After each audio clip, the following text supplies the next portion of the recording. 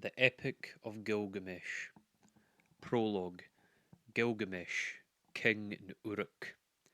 I will proclaim to the world the deeds of Gilgamesh. This was the man to whom all things were known. This was the king who knew the countries of the world. He was wise, he saw mysteries and knew secret things. He brought us a tale of the days before the flood. He went on a long journey, was weary, worn out with labour. Returning, he rested. He engraved on a stone the whole story. When the gods created Gilgamesh, they gave him a perfect body. Shamash, the glorious sun, endowed him with beauty. Adad, the god of the storm, endowed him with courage. The great gods made his beauty perfect, surpassing all others, terrifying like a great wild bull. 2/3 they made him god, and 1/3 man. In Uruk he built walls, a great rampart, and the temple of blessed Iana for the god of the firmament Anu, and for Ishtar, the goddess of love. Look at it still today, where the cornice runs. It shines with the brilliance of copper, and the inner wall it has no equal. Touch the threshold, it is ancient. Approach Iana, the dwelling of Ishtar, our lady of love and war, the like of which no latter-day king, no man alive, can equal. Climb upon the wall of Uruk, walk along it, I say, regard the foundation terrace and examine the masonry. It is not burnt brick and good. The 7 sages laid the foundations. 1. The coming of Enkidu. Gilgamesh went abroad in the world, but he met with none who could withstand his arms till he came to Uruk. But the men of Uruk muttered in their houses, Gilgamesh sounds the tocsin for his amusement. His arrogance has no bounds by day or night. No son is left with his father, for Gilgamesh takes them all, even the children. Yet the king should be a shepherd to his people. His lust leaves no virgin to her lover, neither the warrior daughter nor the wife of the noble. Yet this is the shepherd of the city, wise, comely, and resolute. The gods heard their lament. The gods of heaven cried to the lord of Uruk, to Anu, the god of Uruk. A goddess made him, strong as a savage bull. None can withstand his arms. No son is left with his father, for Gilgamesh takes them all, and is the king, the shepherd of his people. His lust leaves no virgin to her lover, neither the warrior's daughter, nor the wife of the noble. When Anu had heard their lamentation, the gods cried to Aruru, the goddess of creation, You made him, O Aruru, now create his equal. Let it be as like him as his own reflection, his second self, stormy heart for stormy heart. Let them contend together and leave Uruk in quiet. So the goddess conceived an image in her mind, and it was the stuff of Anu of the firmament. She dipped her hands in water and pinched off clay. She let it fall in the wilderness, and noble Enkidu was created. There was virtue in him of the god of war, of Ninurta himself. His body was rough, he had long hair like a woman's. It waved like the hair of Nishaba, the goddess of corn. His body was covered with matted hair, like Sumugan's, the god of cattle. He was innocent of mankind. He knew nothing of the cultivated land. Enkidu ate grass in the hills with the gazelle and lurked with the wild beasts at the water holes. He had joy of the water with the herds of wild game. But there was a trapper who met him one day face to face at the drinking hole, for the wild game had entered his territory. On 3 days he met him face to face, and the trapper was frozen with fear. He went back to his house with the game that he had caught, and he was dumb, benumbed with terror. His face was altered like that of one who has made a long journey. With awe in his heart he spoke to his father. Father, there is a man unlike any other who comes down from the hills. He is the strongest in the world. He is like an immortal from heaven. He ranges over the hills with wild beasts and eats grass. The ranges through your land and comes down to the wells. I am afraid and dare not to go near him. He fills in the pits which I dig and tears up my traps set for the game. He helps the beasts to escape, and now they slip through my fingers. His father opened his mouth and said to the trapper, My son, in Uruk lives Gilgamesh. No one has ever prevailed against him. He is strong as a star from heaven. Go to Uruk, find Gilgamesh, extol the strength of this wild man. Ask him to give you a harlot, a wanton from the temple of love. Return with her, and let her woman's power overpower this man. When next he comes down to drink at the well, she will be there, stripped naked, and when he sees her beckoning, he will embrace her, and then the wild beasts will reject him. So the trapper set out on his journey to Uruk and addressed himself to Gilgamesh, saying, A man unlike any other is roaming now in the pastures. He is as strong as a star from heaven, and I am afraid to approach him. He helps the wild game to escape. He fills in my pits and pulls up my traps. Gilgamesh said, Trapper, go back. Take with you a harlot, a child of pleasure. At the drinking hole she will strip, and when he sees her beckoning, he will embrace her, and the game of the wilderness will surely reject him. Now the trapper returned, taking the harlot with him. After a 3 days' journey, they came to the drinking hole, and there they sat down. The harlot and the trapper sat facing one another and waited for the game to come. For the first day and for the second day, the two sat waiting. But on the third day, the herd came. They came down to drink, and Enkidu was with them. The small wild creatures of the plains were glad of the water, and Enkidu with them, who ate grass with the gazelle and was born in the hills. And he saw him, the savage man, come from far off in the hills. The trapper spoke to her. There he is. Now, woman, make your breasts bare, have no shame. Do not delay, but welcome his love. Let him see you naked, let him possess your body. When he comes near, uncover yourself and lie with him. Teach him, the savage man, your woman's art, for when he murmurs love to you, the wild beasts that shared his life in the hills will reject him. She was not ashamed to take him. She made herself naked and welcomed his eagerness. As he lay on her, murmuring love, she taught him the woman's art. For 6 days and 7 nights they lay together, for Enkidu had forgotten his home in the hills, but when he was satisfied, he went back to the wild beasts. Then, when the gazelle saw him, they bolted away. When the wild creatures saw him, they fled. Enkidu would have followed, but his body was bound as through with a cord. His knees gave way when he started to run, his swiftness was gone, and now the wild creatures had all fled away. Enkidu was grown weak, for wisdom was in him, and the thoughts of a man were in his heart. So he returned and sat down at the woman's feet, and listened intently to what she said. You are wise, Enkidu, and now you have become like a god. Why do you want to run wild with the beasts in the hills? Come with me, I will take you to strong-willed Uruk, to the blessed temple of Ishtar and of Anu, of love and of heaven. There Gilgamesh lives, who is very strong, and like a wild bull he lords it over men. When she had spoken to Enkidu, he was pleased. He longed for a comrade, for one who would understand his heart. Come, woman, and take me to that holy temple, to the house of Anu and of Ishtar, and to the place where Gilgamesh lords it over the people. I will challenge him boldly. I will cry out aloud in Uruk, I am the strongest here. I have come to change the old order. I am he who was born in the hills. I am he who is strongest of all. She said, Let us go, and let him see your face. I know very well where Gilgamesh is in great Uruk. O Enkidu, there all the people are dressed in their gorgeous robes. Every day is holiday. The young men and the girls are wonderful to see. How sweet they smell. All the great ones are roused from their beds. O Enkidu, you who love life, I will show you Gilgamesh, a man of many moods. You shall look at him well in his radiant manhood.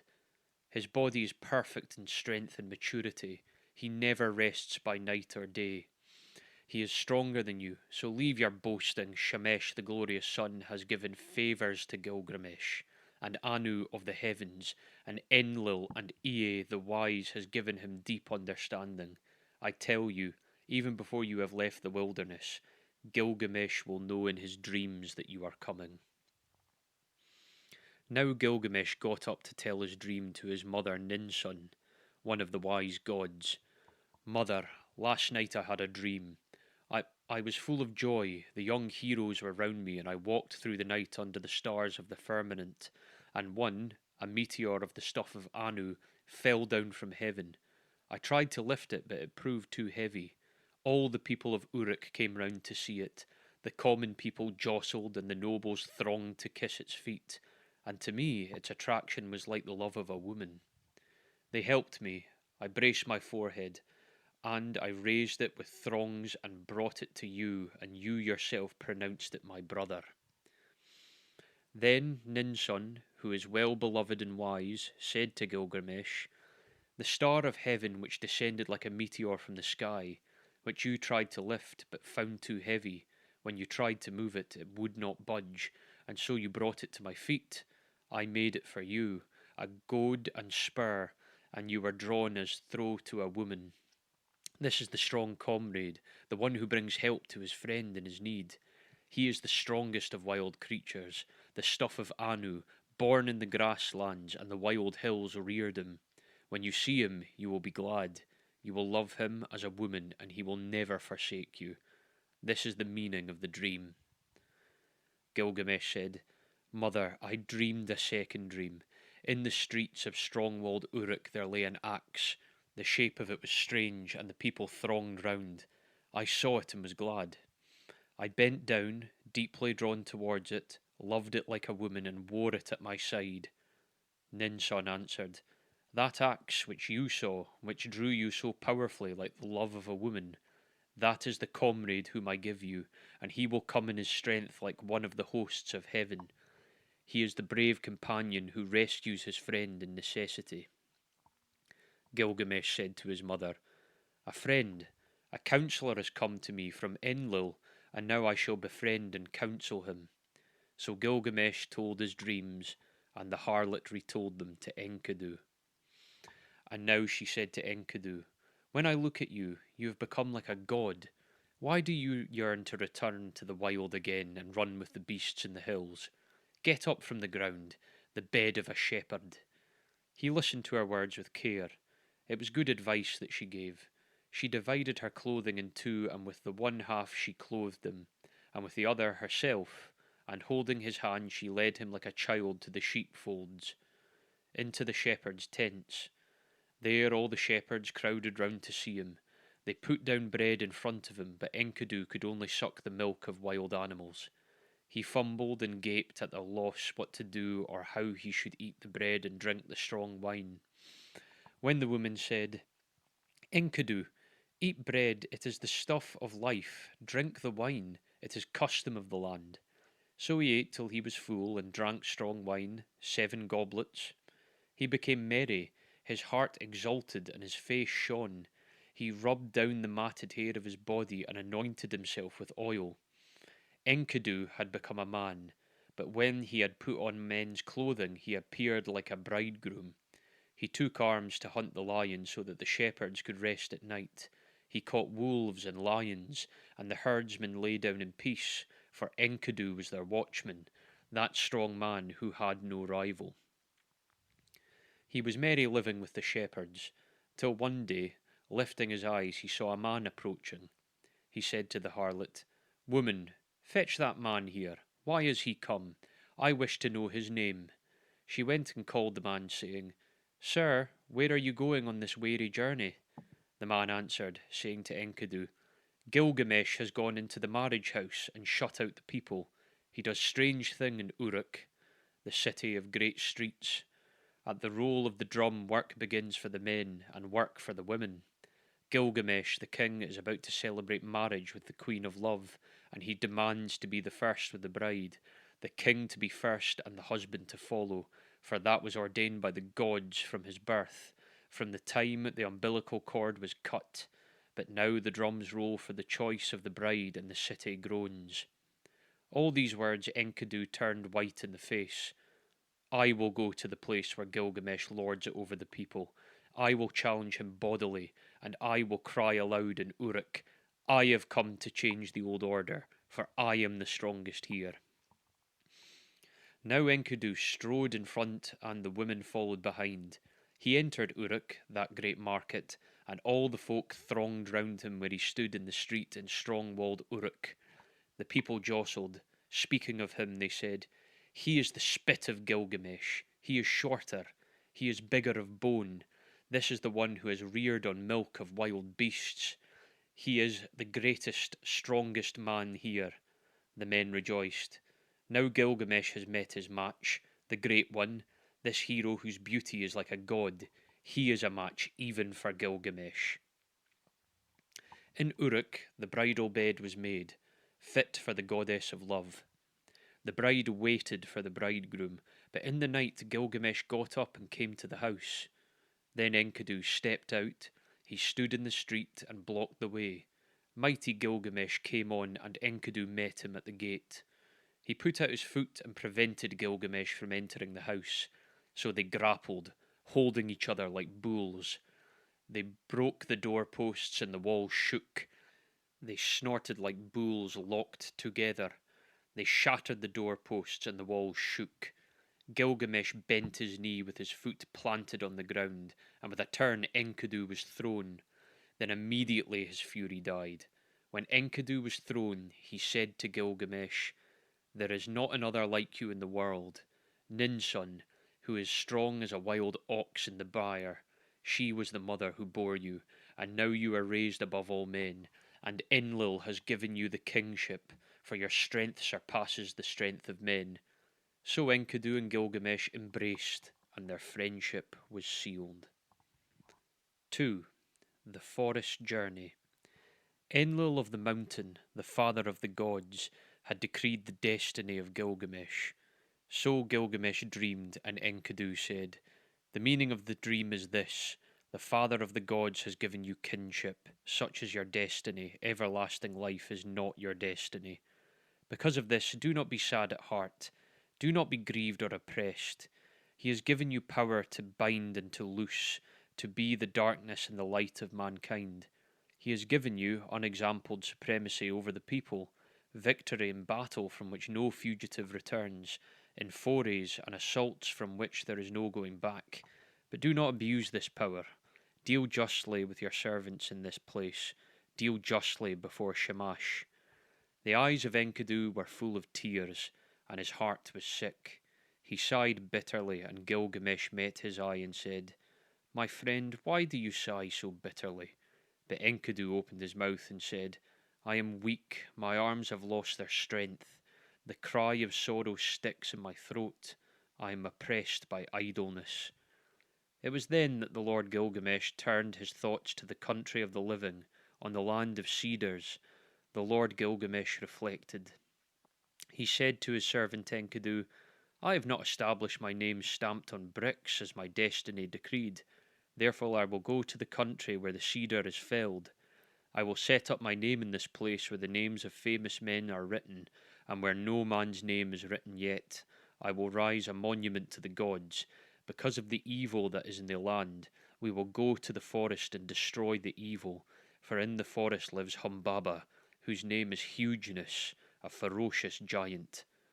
But Enkidu sighed bitterly and said, When I went with the wild beasts, ranging through the wilderness, I discovered the forest. Its length is 10,000 leagues in every direction. Enlil has appointed Humbaba to guard it, and armed him with sevenfold terrors. Terrible to all flesh is Humbaba. When he roars, it's like the torrent of a storm. His breath is like fire, and his jaws are death itself. He guards the cedar so well that when the wild heifer stirs in the forest, though she is 60 leagues distant, he hears her. When men would willingly walk into that country and explore its depths, I tell you, weakness overpowers whoever goes near it. It is not an equal struggle when one fights with Humbaba. He is a great warrior, a battering ram.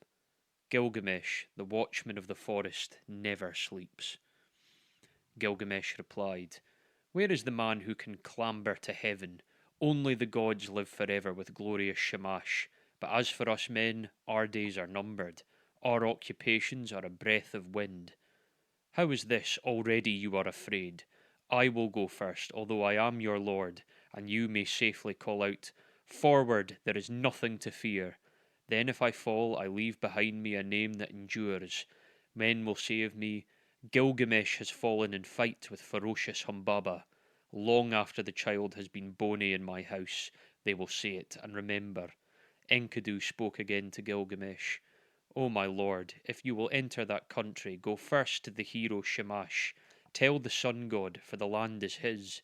The country where the cedar is cut belongs to Shamash. Gilgamesh took up a kid, white without spot, and brown one with it, held them against his breast, and he carried them into the presence of the sun. He took in his hand his silver sceptre, and he said to glorious Shamash, I am going to that country, O Shamash.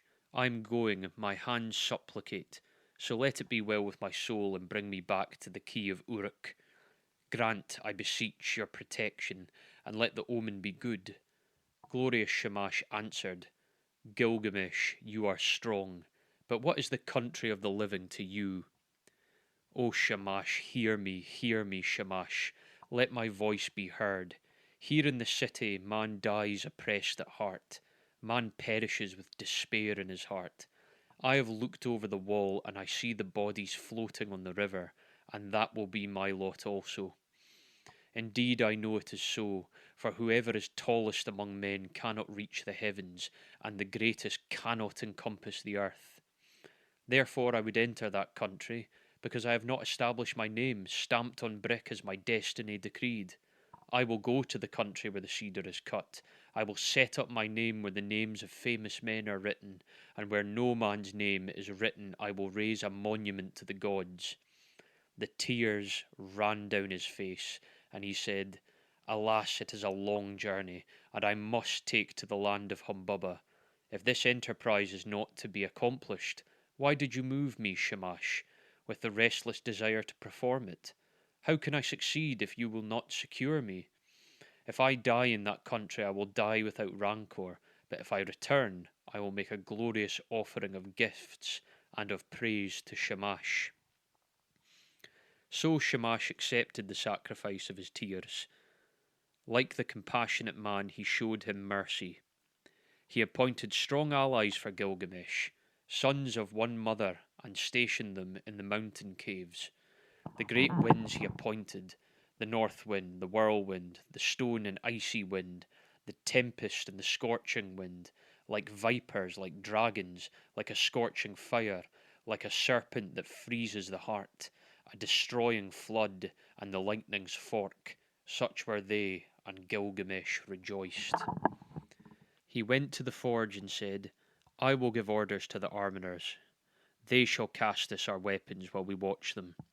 So they gave orders to the armourers, and the craftsmen sat down in conference.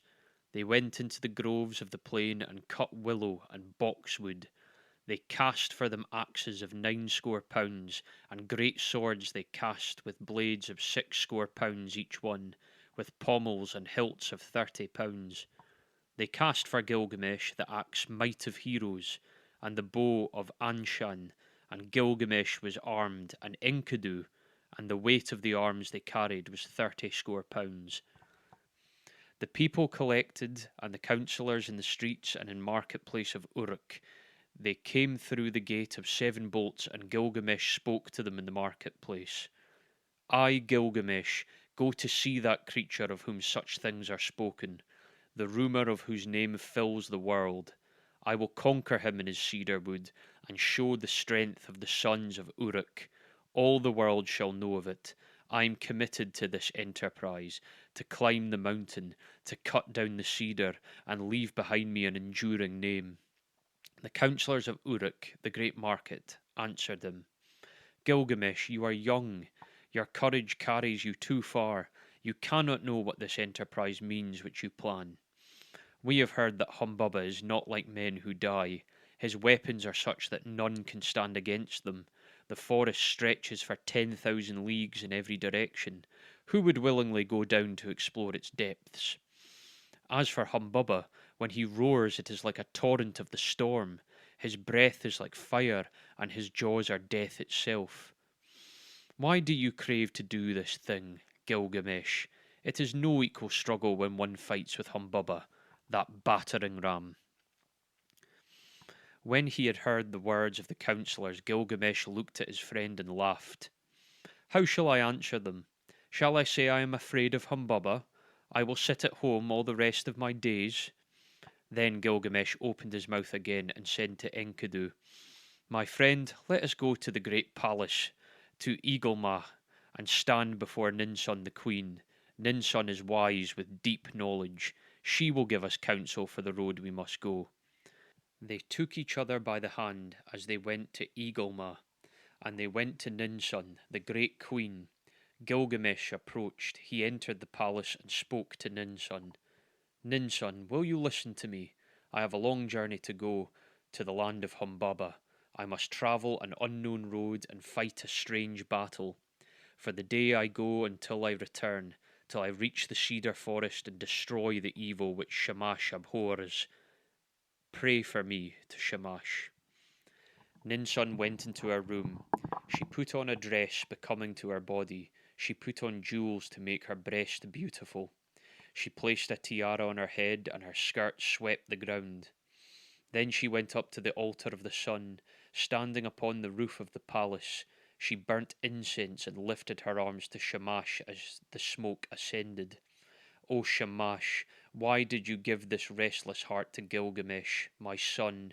Why did you give it? And have moved him, and now he sets out on a long journey to the land of Humbubba, to travel an unknown road and fight a strange battle. Therefore, from this day that he goes till the day he returns, until he reaches the cedar forest, until he kills Humbubba and destroys the evil thing which you, Shamash, abhor, do not forget him, but let the dawn, Aya, your dear bride, remind you always, and when day is done, give him the watchman of the night to keep him from harm. Then Ninsun, the mother of Gilgamesh, extinguished the incense, and she called to Enkidu with this exhortation: Strong Enkidu, you are not the child of my body, but I will receive you as my adopted son. You are my other child, like the foundlings they bring to the temple. Serve Gilgamesh as the foundling serves the temple and the priestess who reared him, in the presence of my women, any votaries and hierophants, I declare it. Then she placed the amulet for a pledge round his neck, and she said to him, I entrust my son to you. Bring him back to me safely. And now they brought to them the weapons. They put in their hands the great swords and their golden scabbards, and the bow and the quiver. Gilgamesh took an axe. He slung the quiver from his shoulder, and the bow of Anshan, and buckled the sword to his belt. And so they were armed and ready for the journey. Now all the people came and pressed on them, and said, When will you return to the city? The counsellors blessed Gilgamesh, and warned them, Do not trust too much in your own strength. Be watchful, restrain your blows at first. The one who goes in front protects his companion. The good guide who knows the way guards his friend. Let Enkidu lead the way. He knows the road to the forest. He has seen Humbubba and is experienced in battles. Let him press first into the passes. Let him be watchful and look to himself. Let Enkidu protect his friend and guard his companion, and bring him home safe through the pitfalls of the road. We are the counsellors of Uruk, and trust our king to you, O Enkidu. Bring him back safely to us. Again to Gilgamesh they said, May Shamash give you your heart's desire. May he let you see with your eyes the thing accomplished which your lips have spoken. May he open a path for you where it is blocked, and a road for your feet to tread. May he open the mountains for your crossing, and may the night time bring you the blessings of night. And Lugubanda, your guardian god, stand beside you for victory. May you have victory in the battle as though you fought with a child. Wash your feet in the river of Humbubba to which you are journeying. In the evening dig a well, and let there always be pure water in your water skin. Offer cold water to Shamash, and do not forget Lugal Banda. Then Enkidu opened his mouth and said, "Forward, there is nothing to fear. Follow me, for I know the place where Humbaba lives and the paths where he walks. Let the counsellors go back. Here is no cause for fear." When the counsellor heard this, they sped the hero on his way. "Go, Gilgamesh. May your guardian god protect you on the road and bring you safely back to the key of Uruk." After 20 leagues, they broke their fast. After another 30 leagues, they stopped for the night. 50 leagues they walked in one day. In 3 days, they had walked as much as a journey of a month and 2 weeks. They crossed 7 mountains before they came to the great forest. Then Enkidu called out to Gilgamesh, "Do not go down into the forest. When I opened the gate, my hand lost its strength." Gilgamesh answered him, "Dear friend, do not speak like a coward. Have we got the better of so many dangers, and travelled so far, to turn back at last? You, who are tired in wars and battles, hold close to me now, and you will feel no fear of death. Keep beside me, and your weakness will pass. The trembling will leave your hand. Would my friend rather stay behind? No, we will go down together into the heart of the forest. Let your courage be roused by the battle to come. Forget death and follow me, a man resolute in action, but one who is not foolhardy. When two go together, each will protect himself and shield his companion, and they will fall, they leave an enduring name." Together they went down into the forest, and they came to a green mountain. There they stood still. They were struck dumb. They stood still and gazed at the forest. They saw the height of the cedar. They saw the way into the forest and the track where Humbaba was used to walk. The way was broad, and the going was good. They gazed at the mountain of cedars, the dwelling place of the gods and the throne of Ishtar. The hugeness of the cedar rose in front of the mountain. Its shade was beautiful, full of comfort. Mountain and glade were green with brushwood. There Gilgamesh dug a well before the setting sun. He went up to the mountain and poured out fine meal on the ground and said, "O mountain, dwelling of the gods, bring me a favourable dream." Then they took each other by the hand and lay down to sleep, and sleep that flows from the night leapt over them. Gilgamesh dreamed, and at midnight sleep left him, and he told his dream to his friend. "Enkidu, what was it that woke me, if you don't mind me asking? My friend, I have dreamed a dream. Get up, look at the mountain precipice. The sleep that the gods sent me is broken. Ah, my friend, what a dream I have had! Terror and confusion. I seized hold of a wild bull in the wilderness. It bellowed and beat up the dust till the whole sky was dark. My arm was seized and my tongue bitten. I fell back on my knee. Then someone refreshed me with water from his water skin." Enkidu said, "Dear friend, the god to whom we are travelling is no wild bull, though his form is mysterious. That wild bull which you saw is Shamash the Protector. In our moment of peril he will take our hands. The one who gave water from his water skin, that is your own god, who cares for your good name, your Lugal Banda. United with him, together we will accomplish a work the fame of which will never die." Gilgamesh said, "I dreamed again. We stood in a deep gorge of the mountain, and beside it we two were like the smallest of swamp flies, and suddenly the mountain fell. It struck me and caught my feet from under me.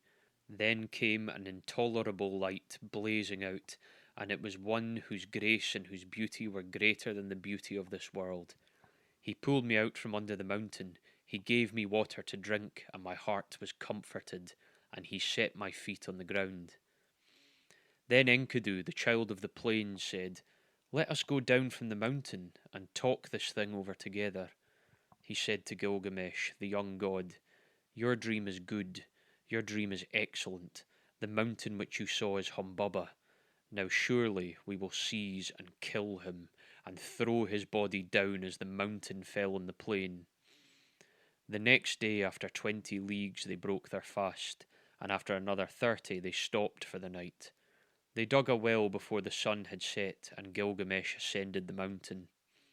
He poured out fine meal on the ground and said, "O mountain, Dwelling of the gods, send a dream for Enkidu, make him a favourable dream. The mountain fashioned a dream for Enkidu. It came, an ominous dream. A cold shower passed over him. It caused him to cower like the mountain barley under a storm of rain. But Gilgamesh sat with his chin on his knees till the sleep which flows over all mankind lapped over him. Then, at midnight, sleep left him, and he got up and said to his friend, "Did you call me, or why did I wake? Did you touch me, or why am I terrified? Did not some god pass by, for my limbs are numb with fear?" My friend, I saw a third dream, and this dream was altogether frightful. The heavens roared, and the earth roared again. Daylight failed, and darkness fell. Lightnings flashed, fire blazed out. The clouds lowered, they rained down death. Then the brightness departed, the fire went out, and all was turned to ashes fallen about us. Let us go down from the mountain and talk this over, and consider what we should do. When they had come down from the mountain, Gilgamesh seized the axe in his hand. He felled the cedar. When Humbaba heard the noise far off, he was enraged. He cried out, "Who is this that has violated my woods and cut down my cedar?" But glorious Shamash called to them out of heaven, "Go forward, do not be afraid." But now Gilgamesh was overcome by weakness, for sleep had seized him suddenly. A profound sleep held him. He lay on the ground, stretched out, speechless, as though in a dream. When Enkidu touched him, he did not rise, and when he spoke to him, he did not reply. O Gilgamesh, lord of the plain of Kolob, the world grows dark, the shadows have spread over it. Now is the glimmer of dusk. Shamash has departed. His bright head is quenched in the bosom of his mother Ningal. O Gilgamesh, how long will you lie like this asleep? Never let the mother who gave you birth be forced in mourning into the city square. At length Gilgamesh heard him. He put out his breastplate. The voice of heroes, of 30 shekels weight. He put it on as though it had been a light garment that he carried, and it covered him altogether. He straddled the earth like a bull that snuffs the ground, and his teeth were clenched. By the life of my mother Ninsun, who gave me birth, and by the life of my father, divine Lugubanda, let me live to be the wonder of my mother, as when she nursed me on her lap. A second time he said to him, "By the life of Ninsun, my mother, who gave me birth, and by the life of my father, divine Lugubanda, until we have fought this man, if man he is, this god, if god he is, the way that I took the country of the living will not turn back to the city." Then Enkidu, the faithful companion, pleaded, answering him, "O my lord, you do not know this monster, and that is the reason you are not afraid. I who know him, I am terrified. His teeth are dragon's fangs, his countenance is like a lion, his charge is the rushing of the flood. With his look he crushes alike the trees of the forest and reeds in the swamp. O my lord, you may go on if you choose into this land, but I will go back to the city. I will tell the lady your mother all your glorious deeds till she shouts for joy, and then I will tell the death that followed till she weeps for bitterness." But Gilgamesh said, "Immolation and sacrifice are not yet for me. The boat of the dead shall not go down, nor the 3-ply cloth to be cut for my shrouding. Not yet will people be desolate, not the pyre be lit in my house, and my dwelling burnt on the fire. Today, give me your aid, and you shall have mine. What then can go amiss with two of us? All living creatures born of the flesh shall sit at last in the boat of the west, and when it sinks, when the boat of Maglium sinks, they are gone, but we shall go forward and fix our eyes on this monster. If your heart is fearful, throw away fear. If there is a terror in it, throw away terror. Take your axe in your hand and attack. He who leaves the fight unfinished is not at peace." Humbaba came out from his strong house of cedar. Then Enkidu called out, "O Gilgamesh, remember now your boasts in Uruk. Forward, attack, son of Uruk, there is nothing to fear." When he heard these words, his courage rallied. He answered, "Make haste, close in. If the watchman is there, do not let him escape to the woods where he will vanish. He has put on the first of his 7 splendours, but not yet the other 6. Let us trap him before he is armed." Like a raging wild bull, he snuffed the ground. The watchman of the woods turned full of threatenings. He cried out. Humbaba came from his strong house of cedar.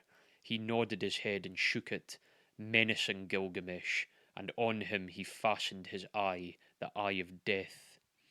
Then Gilgamesh called to Shamash, and his tears were flowing. "O glorious Shamash, I have followed the road you commanded, but now, if you send no succour, how shall I escape?" Glorious Shamash heard his prayer, and he summoned the great wind, the north wind, the whirlwind, the storm, the icy wind, the tempest, the scorching wind. They came like dragons, like a scorching fire, like a serpent that freezes the heart, a destroying flood, and the lightning's fork. The 8 winds rose up against Humbaba. They beat against his eyes. He was gripped, unable to go forward or back. Gilgamesh shouted, "By the life of Ninsun, my mother, and divine Lugalbanda, my father, in the country of the living, in this land I have discovered your dwelling. My weak arms and my small weapons I have brought to this land against you, and now I will enter your house." So he felled the first cedar, and they cut the branches and laid them at the foot of the mountain. At the first stroke Humbaba blazed out, but still they advanced. They felled 7 cedars, and cut and bound the branches and laid them at the foot of the mountain, and 7 times Humbaba loosened his glory on them. As the 7th blaze died out, they reached his lair. He slapped his thigh in scorn. He approached like a noble wild bull roped on the mountain, a warrior whose elbows are bound together. The tears started to his eyes, and he was pale. "Gilgamesh, let me speak. I have never known a mother, no, nor a father who reared me. I was born of the mountain. He reared me, and Enlil made me the keeper of the forest. Let me go free, Gilgamesh, and I will be your servant. You shall be my lord. All the trees of the forest that I tended on the mountain shall be yours. I will cut them down and build you a palace." He took him by the hand and led him to the house, so that the heart of Gilgamesh was moved with compassion. He swore by the heavenly life, by the earthly life, by the underworld itself. "O Enkidu, should not the snared bird return to its nest, and the captive man return to his mother's arms?" Enkidu answered, "The strongest of men will fall to fate if he has no judgment. Namtar, the evil fate that knows no distinction between men, will devour him. If the snared bird returns to its nest, the captive man returns to its mother's arms, then you, my friend, will never return to the city where the mother is waiting who gave you birth. He will bar the mountain road against you and make the pathways impassable." Humbaba said, "Enkidu, what you have spoken is evil.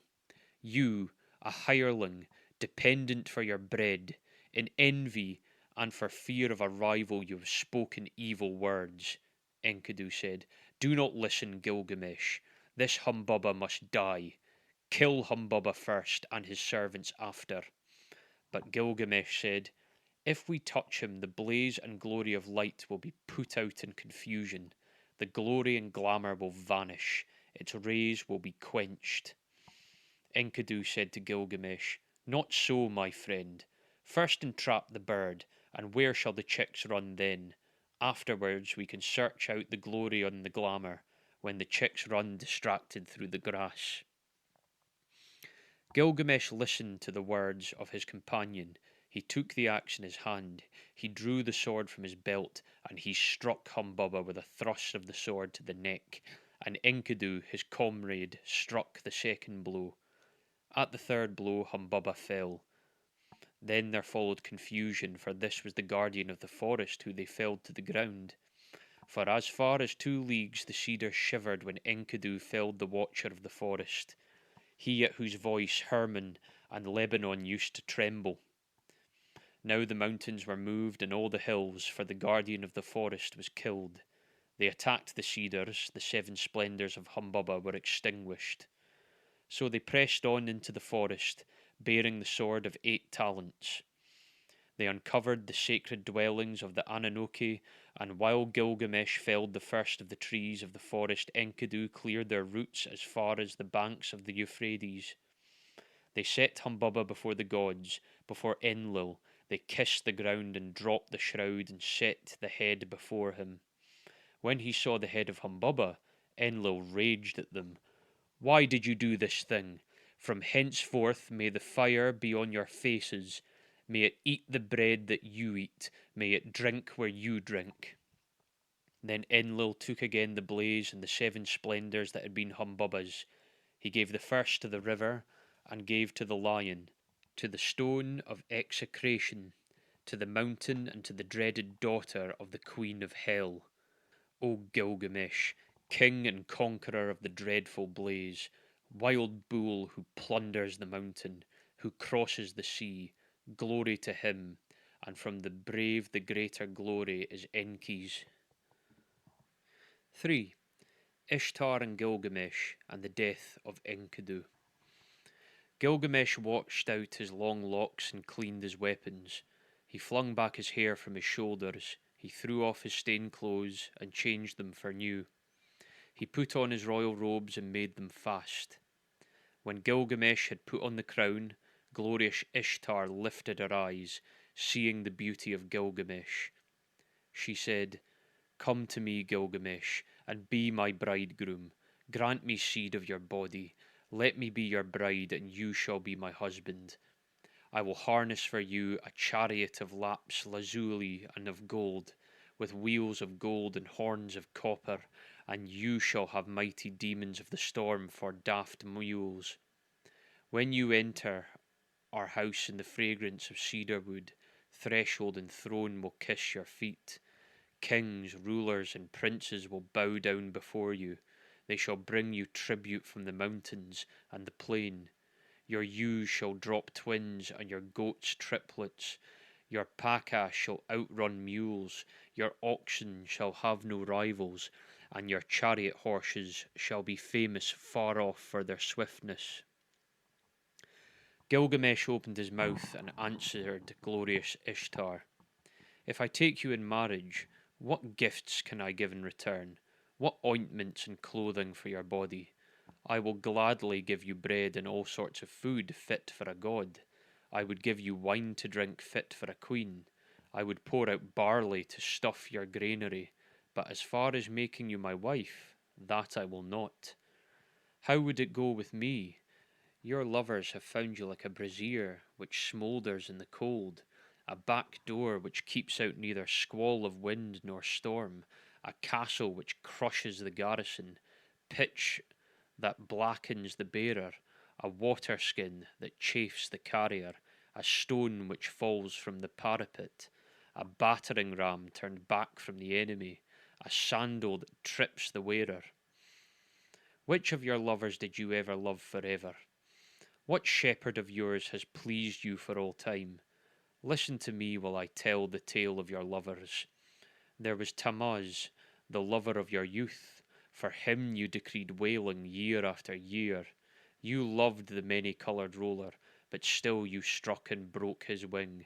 Now in the grove he sits and cries, Kapi, Kapi, my wing, my wing. You have loved the lion tremendous in strength. 7 pits you dug for him, and 7. You have loved the stallion magnificent in battle, and for him you decreed whip and spur and a thong, to gallop 7 leagues by force, to muddy the water before he drinks, and for his mother, Silili, lamentations. You have loved the shepherd of the flock. He made meal cake for you day after day. He killed kids for your sake. You struck and turned him into a wolf. Now his own herd boys chase him away. His own hounds worry his flanks. And did you not love Ishulahu, the gardener of your father's palm grove? He brought you baskets filled with dates without end. Every day he loaded your table. Then you turned your eyes on him and said, Dearest Ishalalu, come here to me, let us enjoy your manhood.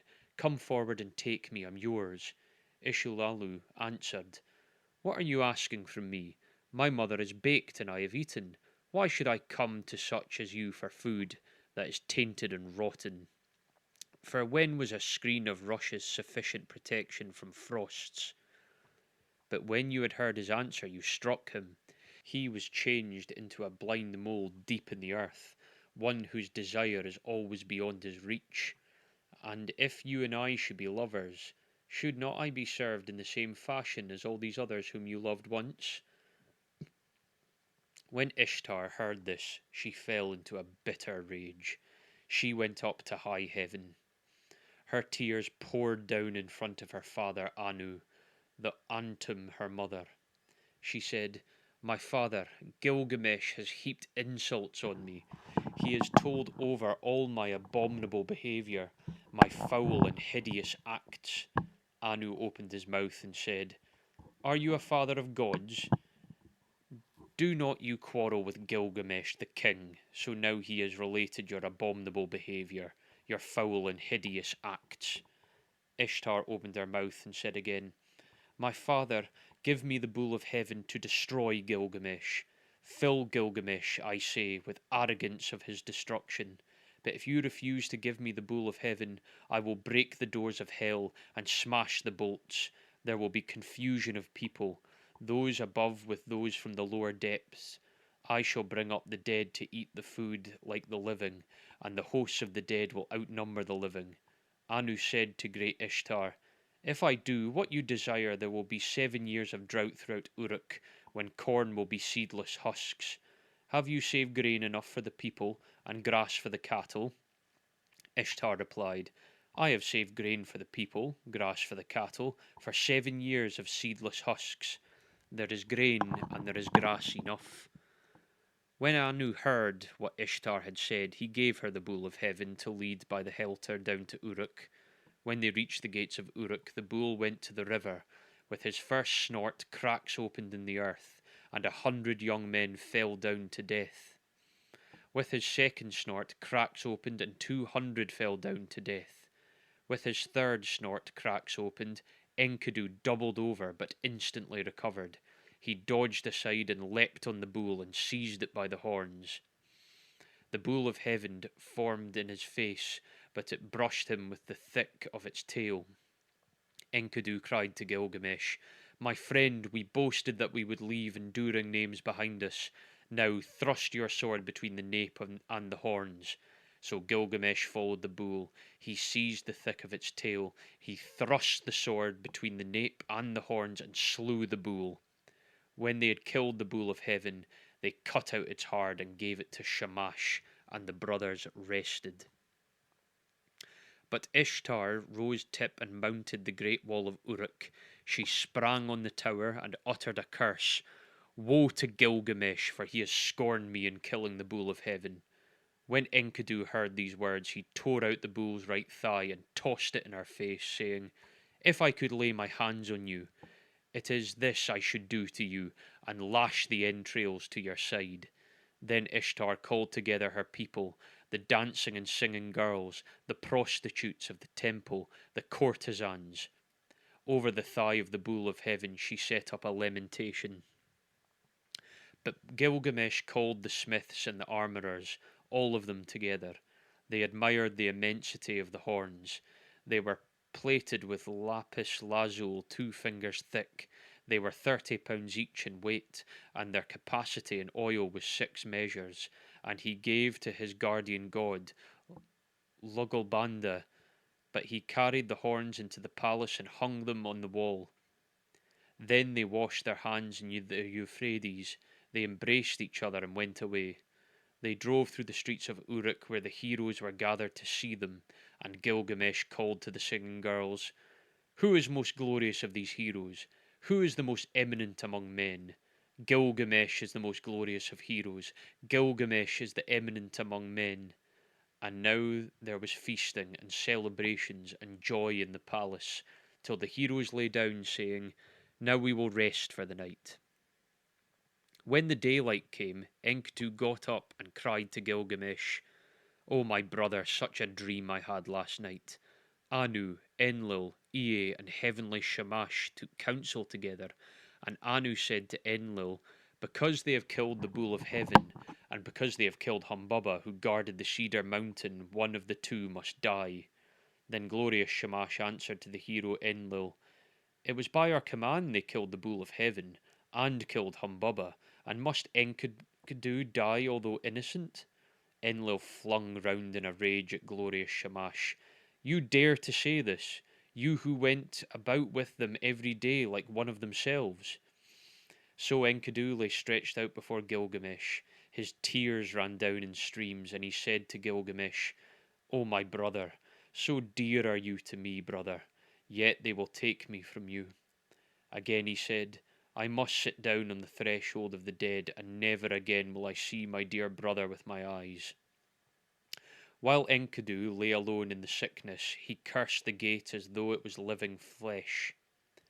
"You there, wood of the gate, dull and insensible, witless, I searched for you over 20 leagues until I saw the towering cedar. There is no wood like you in our land. 72 cubits high and 24 wide, the pivot and the ferrule and the jambs are perfect. A master craftsman from Nippur has made you. But oh, if I had known the conclusion, if I had known that this was all the good that would come of it, I would have raised the axe and split you into little pieces, and set up here a gate of wattle instead. Ah, if only some future king had brought you here, or some god had fashioned you. Let him obliterate my name and write his own, and the curse fall on him instead of on Enkidu." When the first brightening of dawn, Enkidu raised his head and wept before the sun god. In the brilliance of the sunlight, his tears streamed down. "Sun god, I beseech you, about that vile trapper, that trapper of nothing because of whom I was to catch less than my comrade. Let him catch least, make his game scarce, make him feeble, taking the smaller of every share. Let his quarry escape from his nets." When he had cursed the trapper to his heart's content, he turned on the harlot. He was roused to curse her also. "As for you, woman, with a great curse I curse you. I will promise you a destiny to all eternity. My curse shall come on you soon and sudden. You shall be without a roof for your commerce, for you shall not keep house with other girls in the tavern, but do your business in places fouled by the vomit of the drunkard. Your hire will be potter's earth, your thievings will be flung into the hovel. You will sit at the crossroads in the dust of the potter's quarter. You will make your bed on the dunghill at night, and by day take your stand in the wall's shadow. Brambles and thorns will tear your feet. The drunk and dry will strike your cheek, and your mouth will ache. Let you be stripped of your purple dyes, for I too once in the wilderness with my wife had all treasures that I wished." When Shamash heard the words of Enkidu, he called to him from heaven, "Enkidu, why are you cursing the woman, the mistress who taught you to eat bread fit for gods and drink wine of kings? She who put upon you the magnificent garment, did she not give you glorious Gilgamesh for your companion? And has not Gilgamesh, your own brother, made you rest on a royal bed and recline on a couch at his left hand? He has made the princess of earth kiss your feet, and now all the people of Uruk lament and wail over you. When you are dead, he will let his hair grow long for your sake. He will wear a lion's pelt and wander through the desert." When Enkidu heard glorious Shamash, his angry heart grew quiet. He called back the curse and said, "Woman, I promise you another destiny. The mouth which cursed you shall bless you. Kings, princes, and nobles shall adore you. On your account, a man through 12 miles will off his clap his hand to his thigh, and his hair will twitch. For you he will undo his belt and open his treasure, and you shall have your desire. Lapis lazuli, gold, and carnelian from the heap in the treasury. A ring for your hand and a robe shall be yours. The priests will lead you into the presence of the gods. On, a, on your account, a wife, a mother of 7, was forsaken. As Enkidu slept alone in his sickness, in bitterness of his spirit, he poured out his heart to his friend.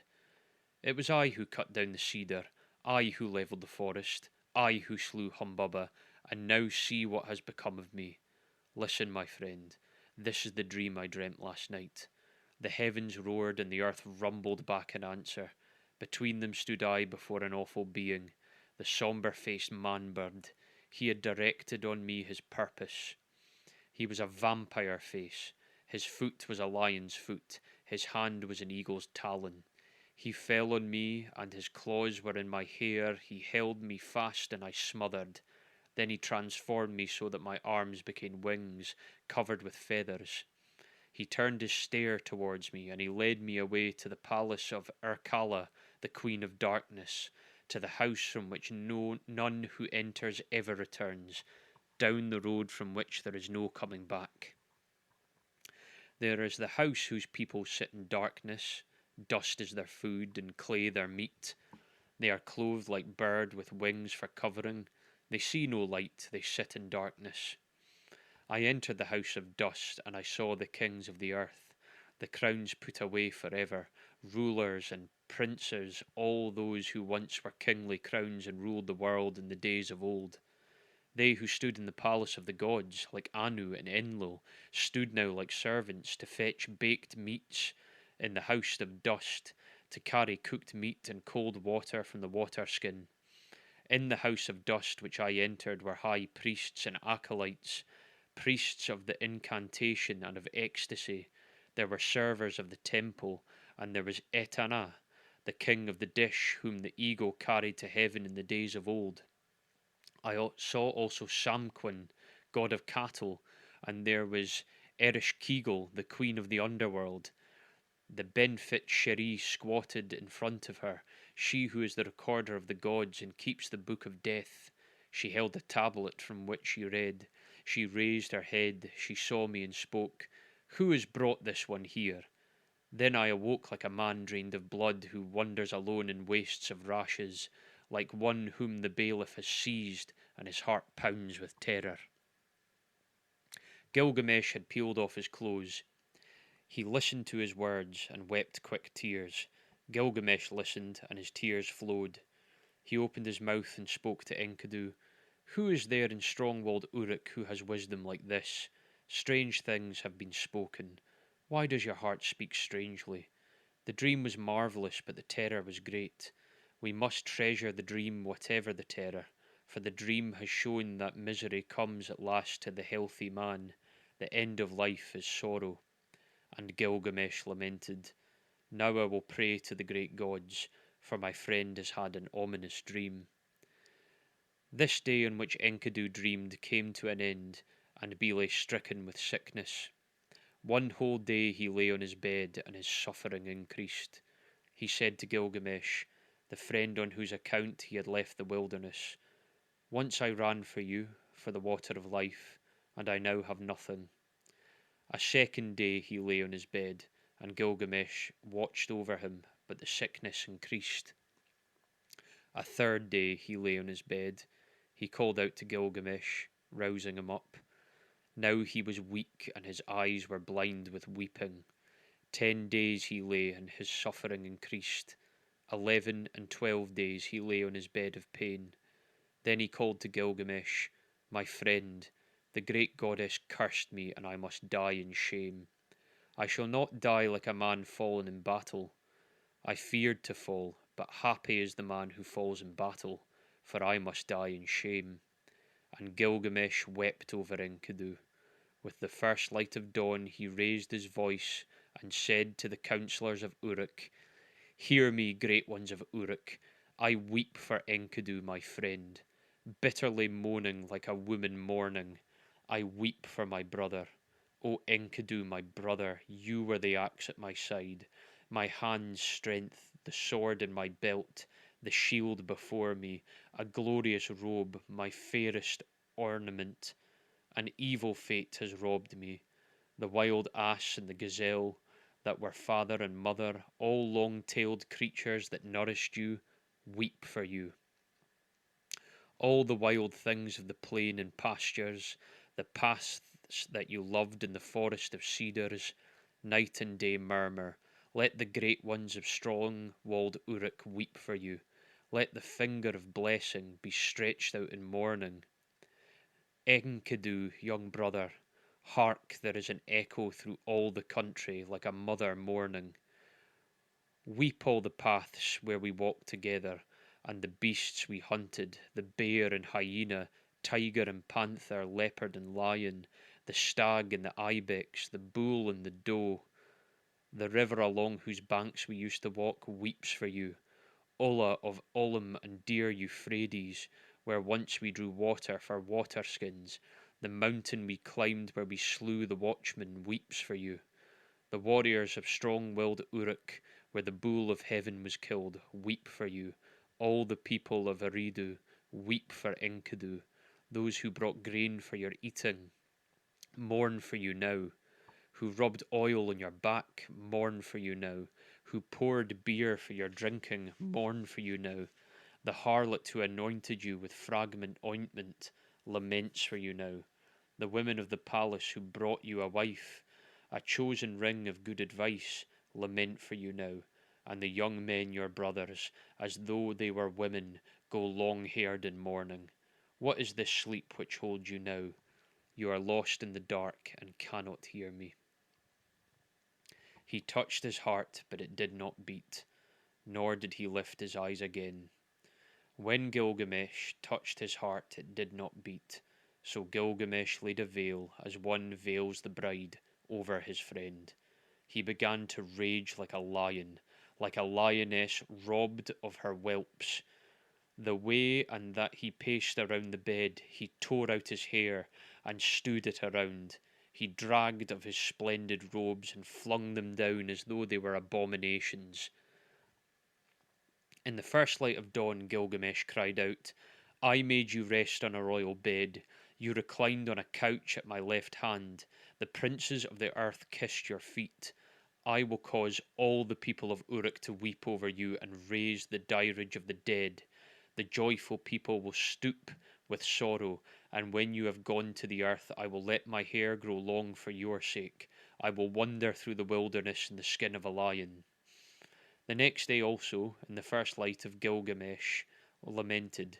7 days and 7 nights he wept for Enkidu, until the worm fastened on him.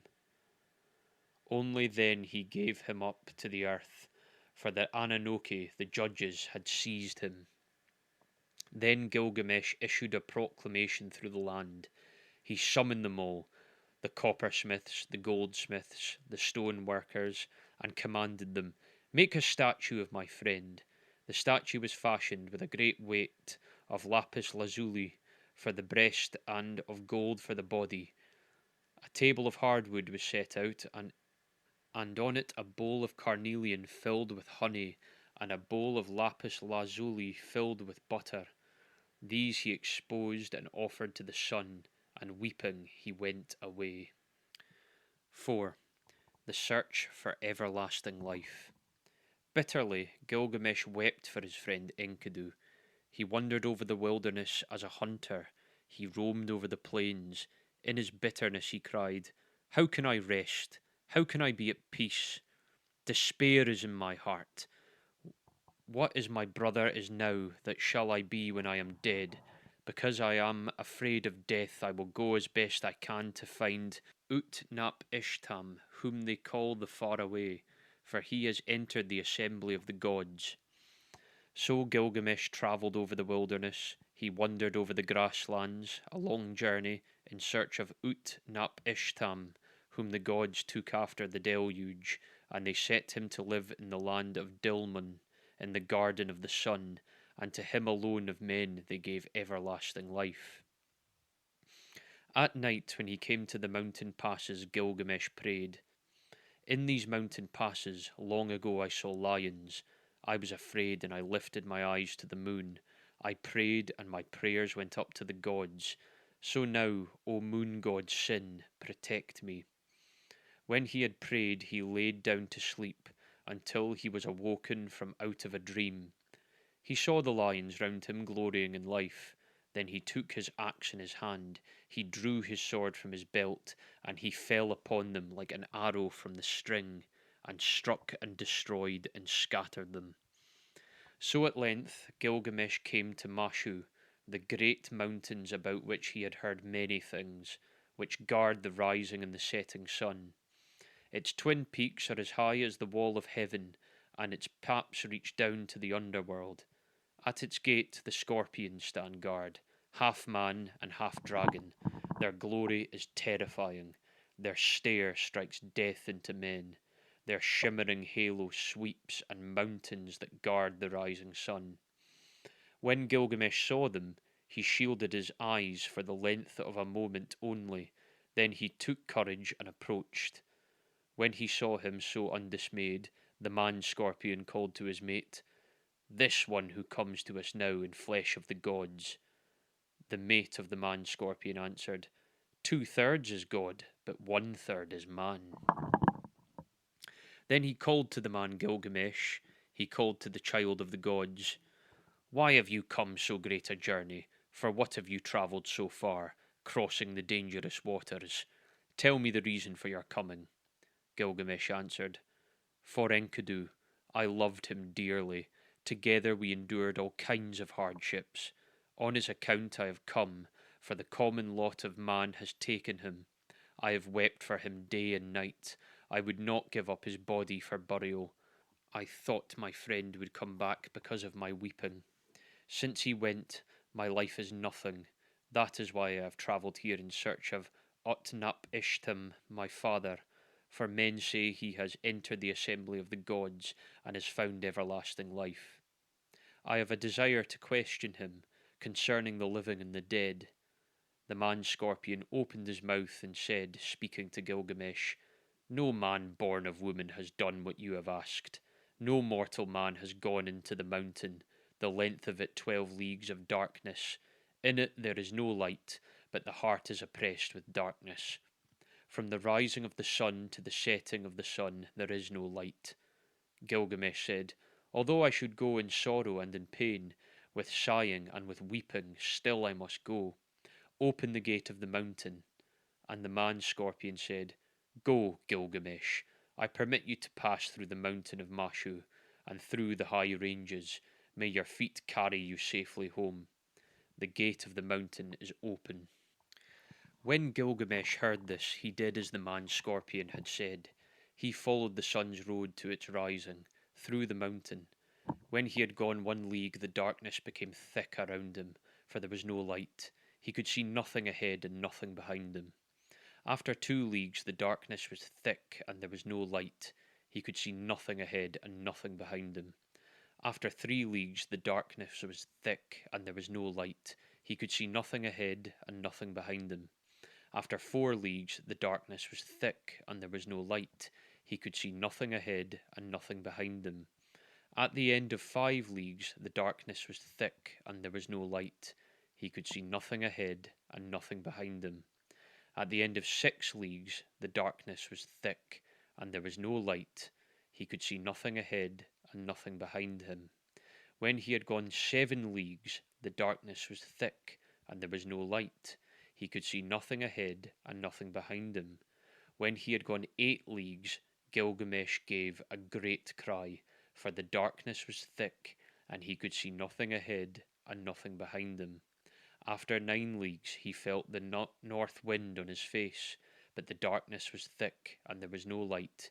He could see nothing ahead and nothing behind him. After 10 leagues, the end was near. After 11 leagues, the dawn light appeared. At the end of 12 leagues, the sun streamed out. There was the garden of the gods. All round him stood bushes bearing gems. Seeing it, he went down at once, for there was fruit of carnelian, with the vine hanging from it, beautiful to look at. Lapis lazuli leaves hung thick with fruit, sweets to see. For thorns and thistles there were hamatite and rare stones, agate and pearls from out the sea. While Gilgamesh walked in the garden by the edge of the sea, Shamash saw him, and he saw that he was dressed in the skins of animals and ate their flesh. He was distressed, and he spoke and said, "No mortal man has gone this way before, nor will as long as the winds drive over the sea." And to Gilgamesh he said, "You will never find the life for which you are searching." Gilgamesh said to the glorious Shamash, "Now that I've tailored and strayed so far over the wilderness, am I to sleep, and let the earth cover my head forever? Let my eyes see the sun until they are dazzled with looking? Although I am no better than a dead man, still let me see the light of the sun. Beside the sea she lives, the woman of the vine, the maker of wine. Siduri sits in the garden at the edge of the sea, with the golden bowl and the golden vats that the gods gave her. She is covered with a veil. Where she sits, she sees Gilgamesh coming towards her, wearing skins, the flesh of the gods in his body, but despair in his heart, and his face like the face of one who has made a long journey. She looked and she scanned the distance. She said in her own heart, "Surely this is some felon. Where is he going now?" And she barred her gate against him with crossbar and shot home the bolt. But Gilgamesh, hearing the sound of the bolt, threw up his head and lodged his foot in the gate. He called to her, "Young woman, maker of wine, why do you bolt your door? What did you see that made you bar your gate? I will break in your door and burst in your gate, for I am Gilgamesh, who seized and killed the bull of heaven. I killed the watchman of the cedar forest. I overthrew Humbaba, who lived in the forest, and I killed the lions in the passes of the mountain." Then Siduri said to him, "If you are that Gilgamesh, who seized and killed the bull of heaven, who killed the watchman of the cedar forest, who overthrew Humbaba and lived in the forest and killed the lions in the passes of the mountain, why are your cheeks so starved? Why is your face so drawn? Why is despair in your heart, and your face like the face of one who has made a long journey? Yes, why is your face burned from heat and cold? And why do you come here wandering over the pastures in search of the wind?" Gilgamesh answered her, "And why should not my cheeks be starved and my face be drawn? Despair is in my heart, and my face is the face of one who has made a long journey. It was burned with heat and with cold. Why should I not wander over the pastures in search of the wind? My friend, my younger brother, who had hunted in the wild ass of the wilderness and the panther of the plains, nay, friend, my younger brother, who seized and killed the bull of heaven and overthrew Humbaba in the cedar forest, my friend who was very dear to me and who endured dangers beside me, Enkidu, my brother, whom I loved, the end of mortality has overtaken him. I wept for him 7 days and nights till the worn fastened on him. Because of my brother I am afraid of death. Because of my brother I stray through the wilderness and cannot rest. But now, young woman, maker of wine, since I have seen your face, do not let me see the face of death which I dread so much." She answered, "Gilgamesh, where are you hurrying to? You will never find that life for which you are looking.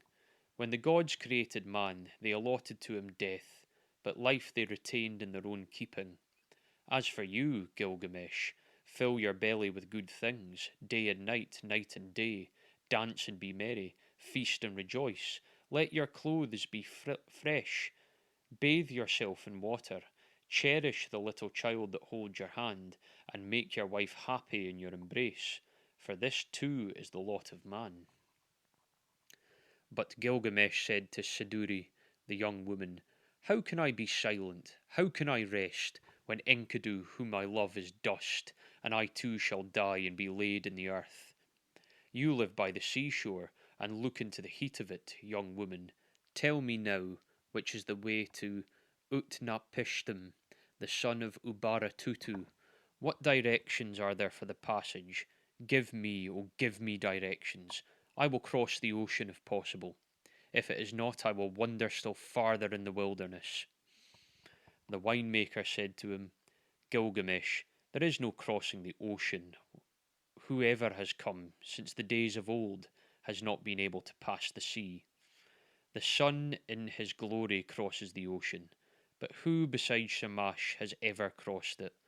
The place and the passage are difficult, and the waters of death are deep which flow between. Gilgamesh, how will you cross the ocean? When you come to the waters of death, what will you do? But Gilgamesh, down in the woods you will find Urasharnabi, the ferryman of Utnapishtim. With him are the holy things, the things of stone. He is fashioning the serpent prow of the boat. Look at him well, and if possible, perhaps you will cross the waters with him. But if it is not possible, then you must go back. When Gilgamesh heard this, he was seized with anger. He took an axe in his hand and his dagger from his belt. He crept forward, he fell on them like a javelin. Then he went into the forest and sat down.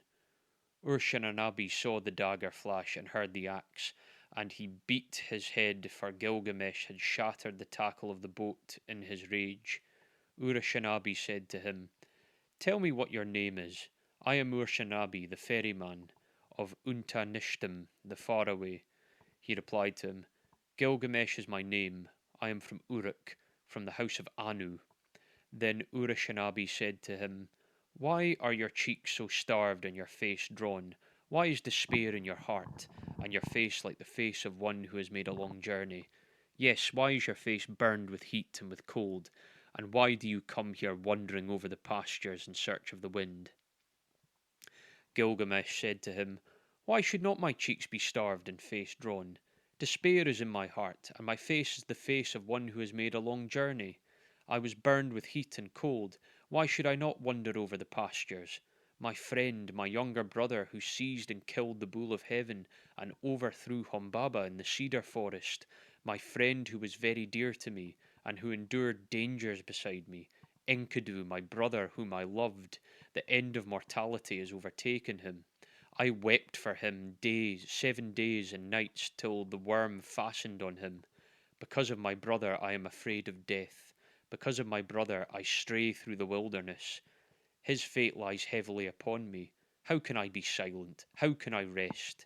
He is dust, and I too shall die and be laid in the earth forever. I am afraid of death.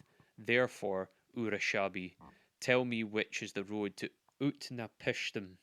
If it is possible, I will cross the waters of death. If not, I will wander still farther through the wilderness."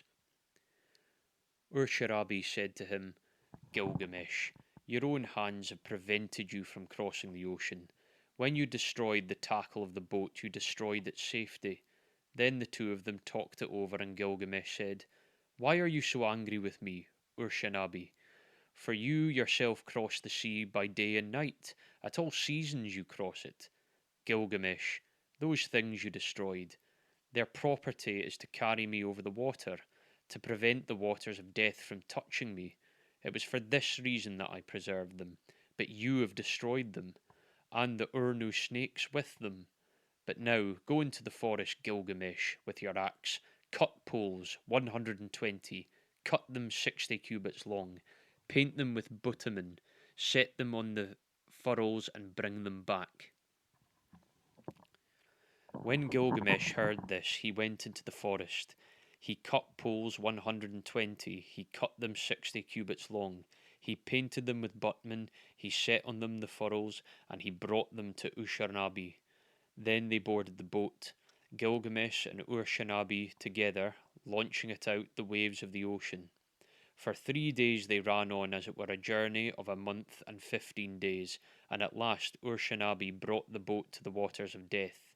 Then Urashanabi said to Gilgamesh, "Press on, take a pole and thrust it in, but do not let your hands touch the waters."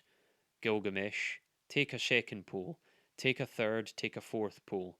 Now, Gilgamesh, take a fifth, take a sixth, and a seventh pole.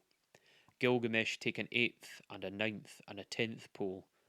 Gilgamesh, take an 11th, take a 12th pole." After 120 thrusts, Gilgamesh had used the last pole.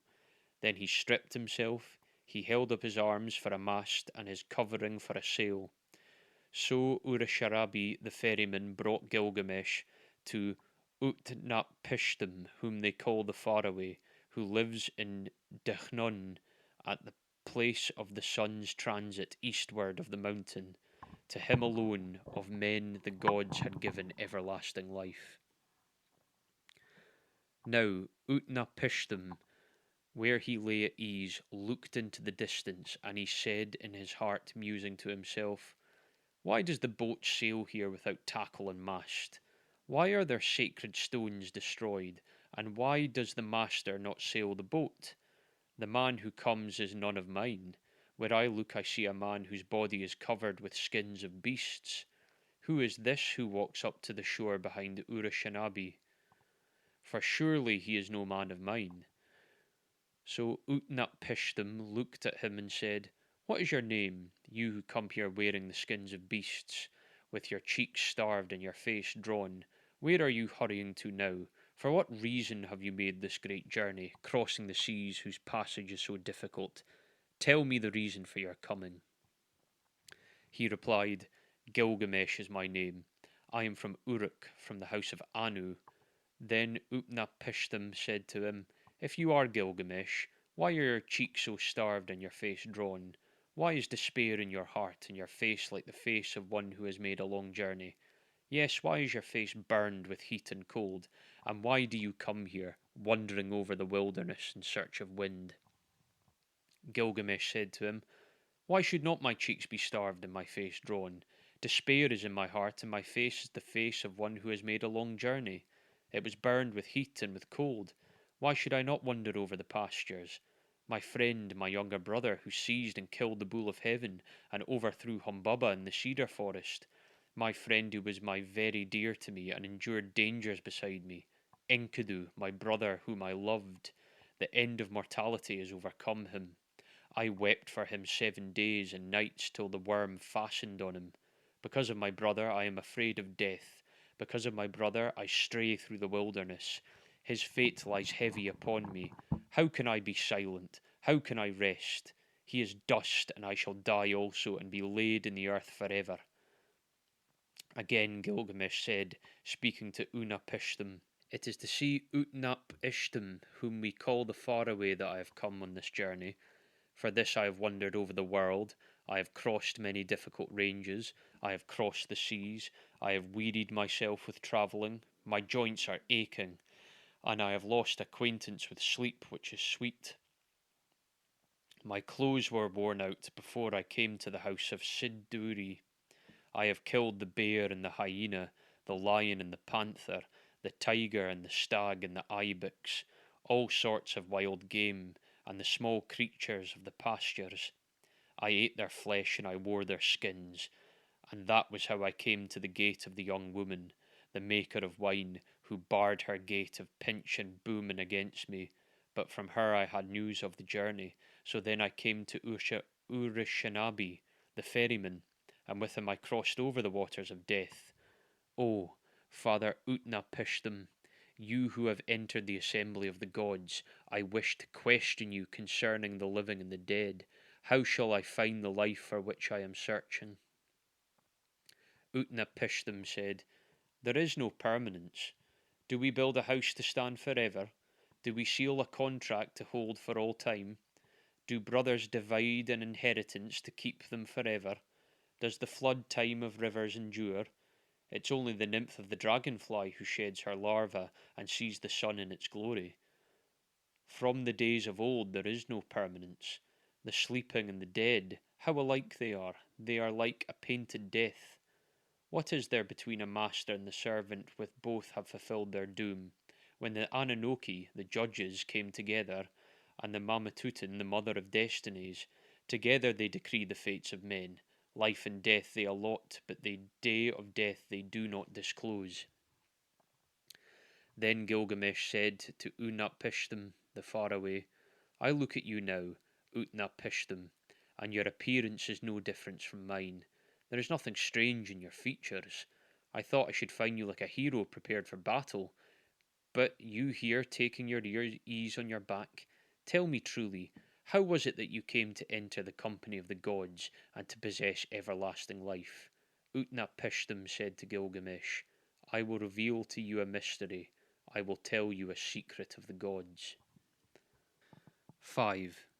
The Story of the Flood. You know the city of Shuruppak. It stands on the banks of the Euphrates. The city grew old, and the gods that were in it were old. There was Anu, lord of the firmament, their father, and warrior Enlil, their counsellor, Ninurta, the helper, and Enogi, the watcher over canals, and with them also was Ea. In those days the world teemed, the people multiplied, the world bellowed like a wild bull, and the great god was aroused by their clamour. Enlil heard the clamour, and he said to the gods in council, "The uproar of mankind is intolerable, and sleep is no longer possible by reason of the babel." So the gods agreed to exterminate mankind. Enlil did this, but Ea, because of his oath, warned me in a dream. He whispered their words to my house of reeds.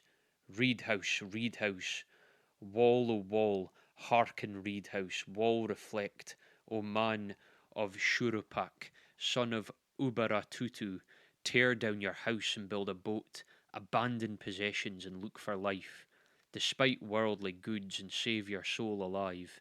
Tear down your house, I say, and build a boat. These are the measurements of the bark as you shall build her. Let Hex beam equal her length. Let her deck be roofed like the vault that covers the abyss. Then take up into the boat and seed all living creatures. When I had understood, I said to my lord, "Behold what you have commanded, I will honour and perform.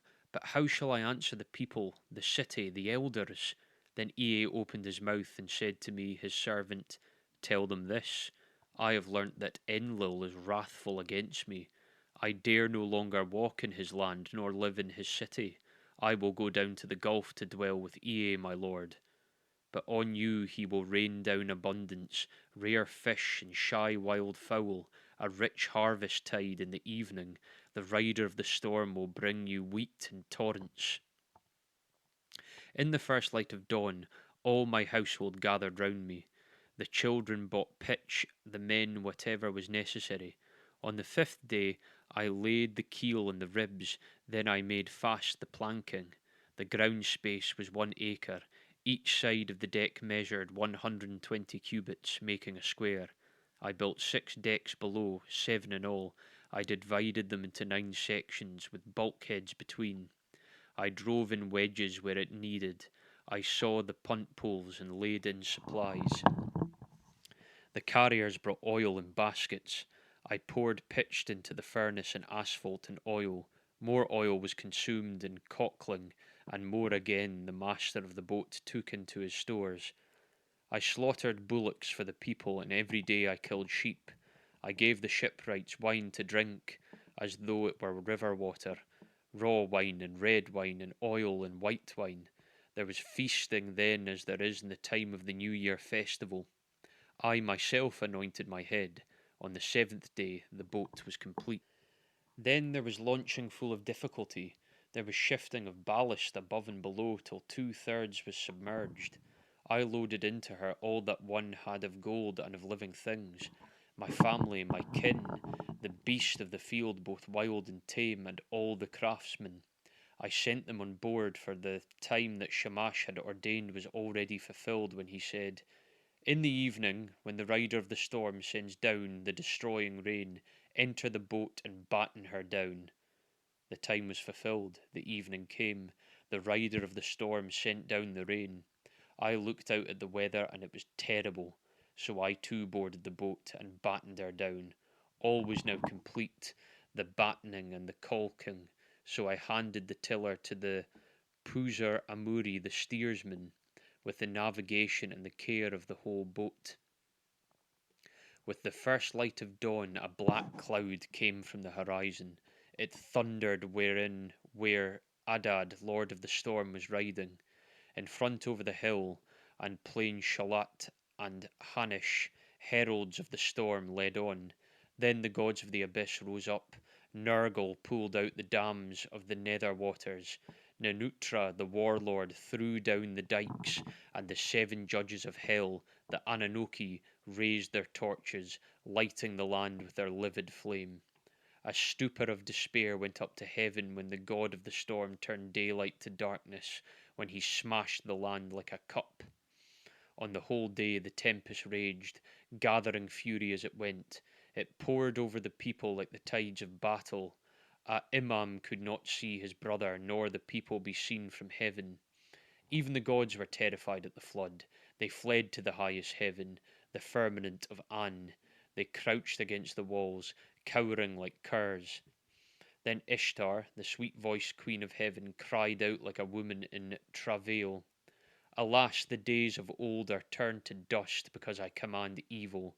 Why did I command thus evil in the council of all the gods? I command wars to destroy the people, but are they not my people? For I brought them forth. Now, like the spawn of fish, they float in the ocean. The great gods of heaven and all of hell wept. They covered their mouths. For 6 days and 6 nights the winds blew. Torrent and tempest and flood overwhelmed the world. Tempest and flood raged together like warring hosts. When the seventh day dawned, the storm from the south subsided. The sea grew calm, the flood was stilled. I looked at the face of the world, and there was silence. All mankind was turned to clay. The surface of the sea stretched as flat as rooftop. I opened a hatch, and the light fell on my face. Then I bowed low, I sat down, and I wept. The tears streamed down my face, for on every side was the waste of water. I looked for a land in vain, but 14 leagues distant there appeared a mountain, and there the boat grounded. On the mountain of Nisir the boat held fast. She held fast and did not budge. On the day she held, and a second day on the mountain of Nasir she held fast and did not budge. On a third day and a fourth day she held fast on the mountain and did not budge. A fifth day and a sixth day she held fast on the mountain. When the seventh day dawned, I loosened a dove and let her go. She flew away, but finding no resting place she returned. Then I loosened a swallow, and she flew away, but finding no resting place she returned. I loosed a raven. She saw that the waters had retreated. She ate, she flew around, she cawed, and she did not come back. Then I threw everything open to the four winds. I made a sacrifice and poured out a libation on the mountain top. 7 cauldrons I set up on their stands. I heaped up wood and cane and cedar, and when the gods smelled the sweet savour, they gathered like flies over the sacrifice. Then, at last, Ishtar also came. She lifted her necklace with the jewels of heaven that once Anu had made to please her. O you gods here present, by the lapis lazuli around my neck, I shall remember these days as I remember the jewels of my throat. These last days I shall not forget. Let all the gods gather round to this sacrifice, except Enlil. He shall not approach this offering, for without reflection he brought the flood. He consigned my people to destruction. When Enlil had come, when he saw the boat, his wrath had swelled with anger at the gods, the host of heaven. Has any of these mortals escaped? Not one was to have survived the destruction.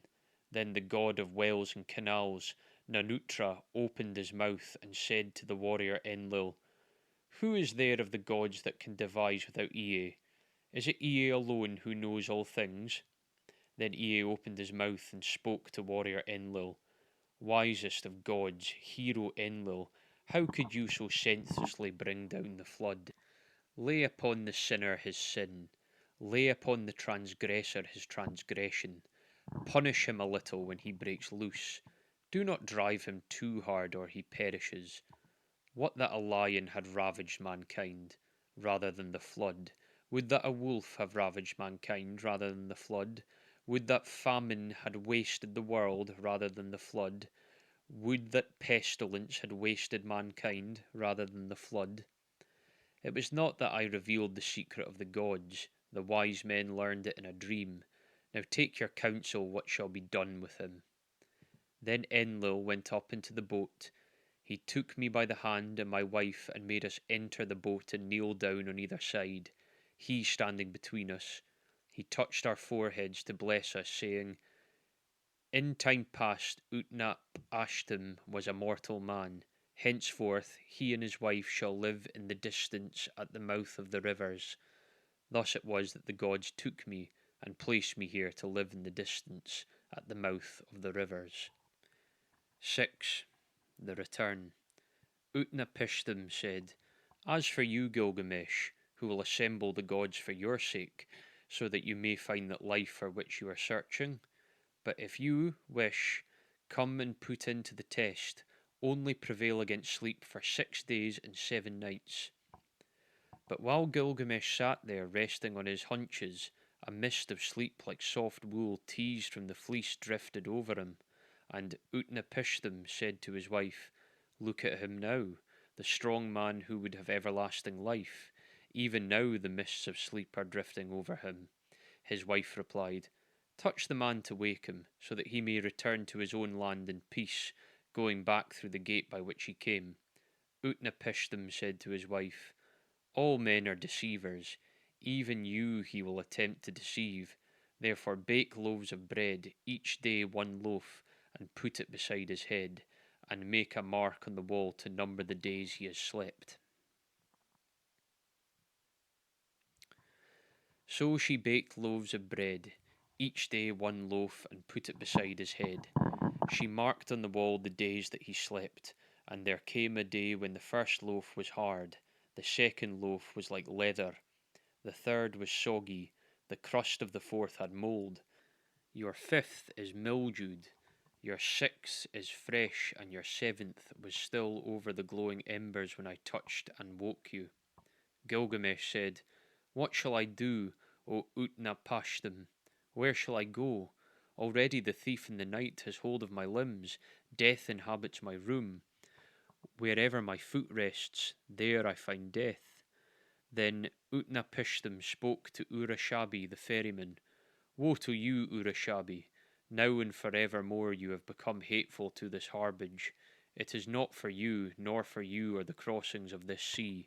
Go now, banish from this shore. But this man before whom you walked, bringing him here, whose body is covered with foulness, and the grace of whose limbs has been spoiled by the wild skins, take him to the washing place. There he shall wash his long hair clean as snow in the winter. He shall throw off his skins and let the sea carry them away, and the beauty of his body shall be shown. The fillet on his forehead shall be renewed, and he shall be given clothes to cover his nakedness, till he reaches his own city and his journey is accomplished. These clothes will show no sign of age, they will wear like a new garment. So Urushabi took Gilgamesh and led him to the washing place. He washed his long hair clean as snow in the winter. He threw off his skins, which the sea carried away, and showed the beauty of his body. He renewed the fillet on his forehead, and to cover his nakedness gave him clothes which would show no sign of age, but would wear like a new garment till he reached his own city, and his journey was accomplished. Then Gilgamesh and Urushabi launched the boat onto the water and boarded it, and they made ready to sail away. But the wife of Utnapishtim, the faraway, said to him, Gilgamesh, come here wearied out. He is worn out. What will you give him to carry him back to his own country? So Utnapishtim spoke, and Gilgamesh took a pole and brought the boat in to the bank. Gilgamesh, you came here a man wearied out. You have worn yourself out. What shall I give you to carry you back to your own country? Gilgamesh, I shall reveal a secret thing. It is a mystery of the gods that I am telling you. There is a plant that grows under the water. It has a prickle like a thorn, like a rose. It will wound your hands, but if you succeed in taking it, then your hands will hold that which restores his lost youth to a man. When Gilgamesh heard this, he opened the sluices so that a sweet water current might carry him out to the deepest channel. He tied heavy stones to his feet. They dragged him down to the waterbed. There he saw the plant growing. Although it pricked him, he took it in his hands.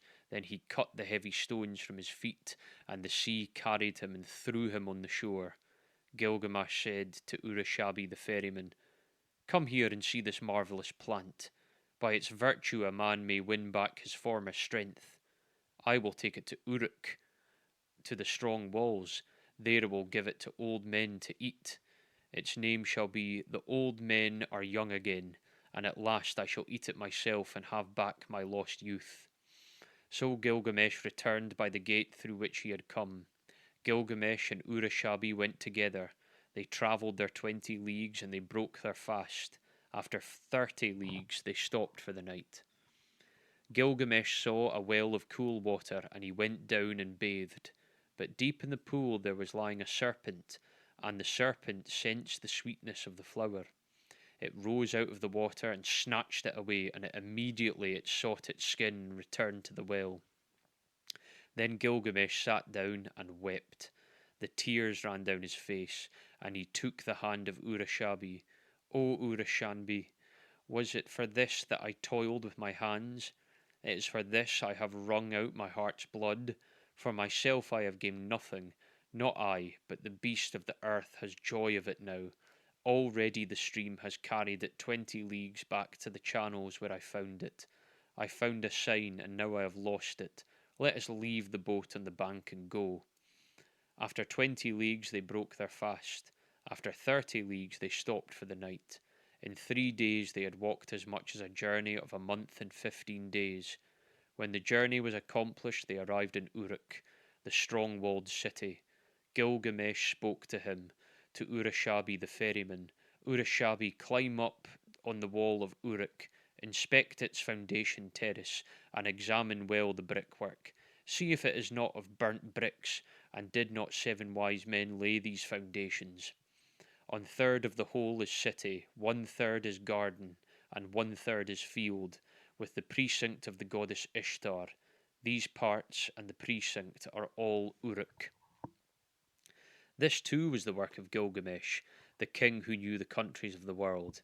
He was wise, he saw mysteries and knew secret things. He brought us a tale of the days before the flood. He went on a long journey, was weary, worn out with labour, and returning, engraved on a stone the whole story. 7. The Death of Gilgamesh. The destiny was fulfilled which the father of the gods, Enlil of the mountain, had decreed for Gilgamesh. In neither earth the darkness will show him a light of mankind. All that are known none will leave a moment for generations to come to compare with his. The heroes, the wise men, the new moon have their waxing and waning. Men will say, who has ever ruled with might and with power like him? As in the dark month, the month of shadows, so without him there is no light. O Gilgamesh, this was meaning of your dreams. You were given the kinship. Such was your destiny. Everlasting life was not your destiny. Because of this, do not be sad. Do not be grieved or oppressed. He has given you power to bind and to loose, to be the darkness and the light of mankind. He has given unexampled supremacy over the people, victory in battle from which no fugitive returns, in forays and assaults from which there is no going back. But do not abuse this power. Deal justly with your servants in the palace. Deal justly before the face of the sun.